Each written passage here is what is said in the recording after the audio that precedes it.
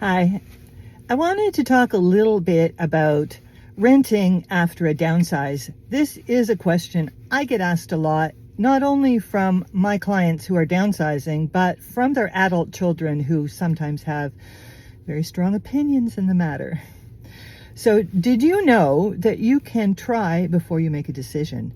If you're downsizing and doing all the heavy lifting at the beginning, so decluttering, fixing your house up and selling your house, and you're considering leasing or renting, you can try before you buy, take a 1-year lease out, see what you think. You can rent an Airbnb, if you can find one, in a property you're thinking of buying, so same style, and try it for a few weeks and see what you think. And if you are interested in going to a retirement home, you can do what some very smart clients of mine did this year, and they booked respite stays in several retirement homes, and you get a fully furnished suite, and you can try it for a couple of weeks and see what the atmosphere is like, see what the meals are like, and see what the social activities are like. So think about that, thinking about trying before you make that big commitment. So if you're thinking of renting after you downsize and you're having these discussions with your adult children, because believe me, they will have some opinions on this, here's a list of pros to renting. Number one, you're unlocking your home's equity so you can use it for other things, for gifting, for travel, for investing, whatever you like. Number two, you don't have the maintenance of a house anymore. That burden is on the landlord. And if you're renting a condo, you have access to all the amenities you had in your house.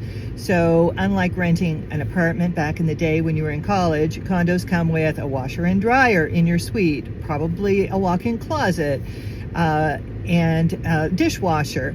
And not only that, you'll have access as a renter to all the amenities that are in the building. So indoor pools, gyms, a social calendar, and social activities.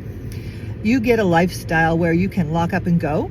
If you like to travel, then you don't have to worry about your property being a security risk while you're away, visiting family and friends. And of course, if it's got an indoor pool, the grandkids love to come over. So think about that. So now I've gone through some of the benefits of renting. What are some of the downfalls of renting after a move?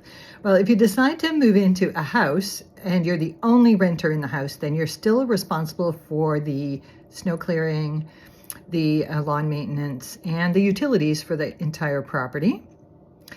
If you are renting from somebody privately, so you're not in a purpose-built apartment building, then you may not have security of tenancy. That means that if the owner decides to sell and the new buyer decides to move in, then you will have to move. If you decide to rent in a purpose-built building that is occupied after November 2018, it's not rent controlled.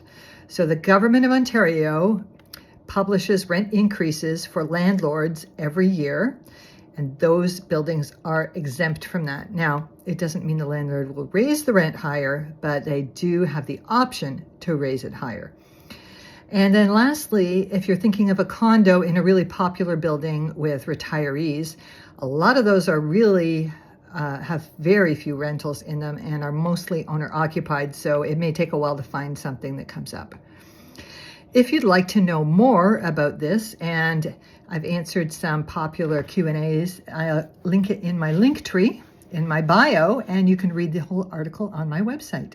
And if you have any questions, reach out 416-562-5002.